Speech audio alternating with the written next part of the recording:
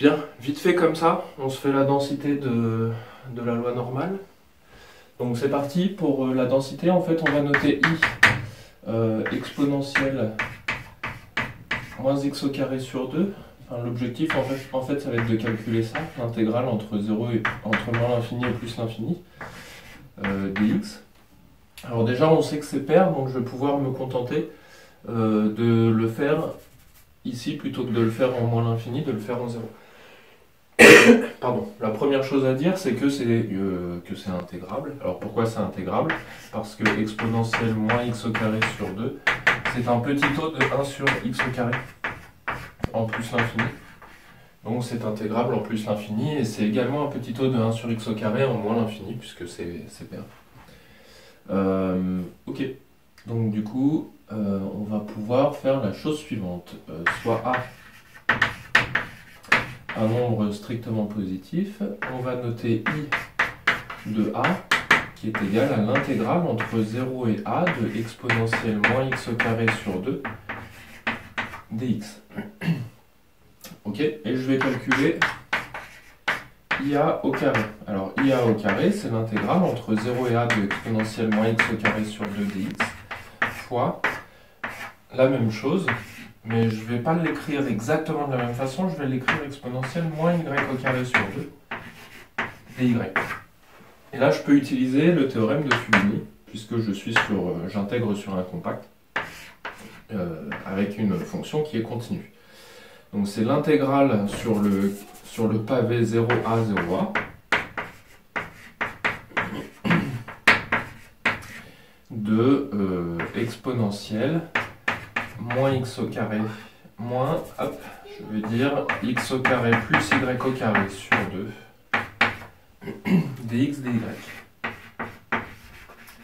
Et donc là, l'objectif, ça va être de calculer cette intégrale-là en faisant un changement de variable. Je suis occupé. Et pour faire ce changement de variable, en fait, on va utiliser la décomposition polaire. Et donc, on va avoir quelque chose qui est sous la forme x égale r cos θ, y égale r sinus θ. On va calculer le jacobien. Donc le jacobien ici, en dérivant le r, ça va nous faire du cos θ. En dérivant le θ, ça va nous faire du moins r sinus θ. Pareil pour mon y ici, je vais avoir du sinus θ et du r cosinus θ. Et quand on fait le déterminant de tout ça, ça nous fait r cos carré plus r sin carré, c'est-à-dire r. Ok.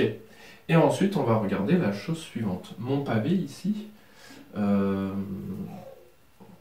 je peux écrire comme ça, 0a au carré, il est plus grand que le domaine D, qui va être égal à l'ensemble des r θ, tel que R appartient à, et donc là on va se faire un petit dessin pour voir ce qui se passe et pas raconter de bêtises. Alors mon pavé 0A, c'est celui-ci. 0A, A. Ce qu'on va faire, c'est qu'on va prendre le quart de cercle qui est là. Donc ici je dois avoir un R qui doit appartenir à 0A, et je dois avoir un θ qui doit appartenir à 0 pi sur 2. Voilà, mon quart de cercle, il est inscrit dans mon carré. Donc, ce qu'on peut dire, c'est que IA au carré, il va être supérieur ou égal à J de A, avec J de A qui s'écrit sous la forme l'intégrale sur... donc là, je fais mon changement de variable, et mon changement de variable, du coup, ça va être sur le domaine D, je vais l'écrire proprement, de quoi? Alors, j'ai le R du jacobien, fois exponentielle, moins, x au carré plus y carré, ça nous fait le R au carré, ici, et donc, du coup, je vais avoir ici le x carré plus y carré, voilà, ici. Ça nous fait R au carré, donc moins r carré sur 2 dr dθ. Ok, on commence par intégrer en R. Ça nous fait un JA qui est égal à l'intégrale, donc il nous restera à intégrer entre 0 et pi sur 2. De quoi? Donc ça en fait je peux l'intégrer, hein, c'est exponentielle moins r carré sur 2 entre 0 et a. Et il nous restera à faire le dθ, c'est-à-dire ici l'intégrale entre 0 et pi sur 2 de... Alors ici j'ai moins exponentielle moins a au carré sur 2, et en 0 ça vaut 1, donc 1 moins. Voilà, dθ.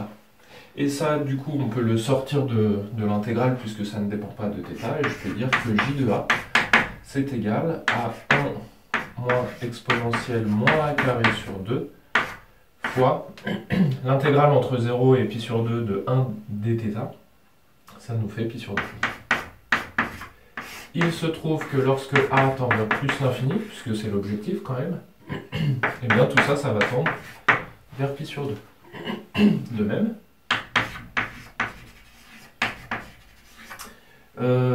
on va avoir que IA au carré est inférieur ou égal à J de A racine de 2. Alors pourquoi c'est inférieur ou égal à J de A racine de 2? Parce que là, cette fois, on va prendre le quart de cercle ici, comme ça. Donc le domaine du quart de cercle qui est pris, il englobe tout le carré. Donc du coup, j'intègre sur un morceau qui est plus gros.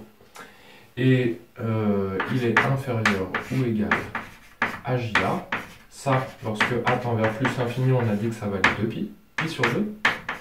Celui-ci, on a dit que lorsque A tend vers plus l'infini, ça tend vers pi sur 2. Donc, la limite, lorsque A tend vers plus l'infini de IA au carré, c'est égal à pi sur 2 par encadrement. On en déduit que la limite, lorsque A tend vers plus l'infini de IA, c'est égal à la racine carrée de pi sur 2. Oui, alors pourquoi on peut passer directement à la racine carrée? Eh bien parce qu'en fait on intègre au-dessus de l'axe des abscisses, donc on sait qu'on va avoir quelque chose de positif. Voilà, et donc là on a quasiment terminé, puisque du coup si on veut par parité, en fait,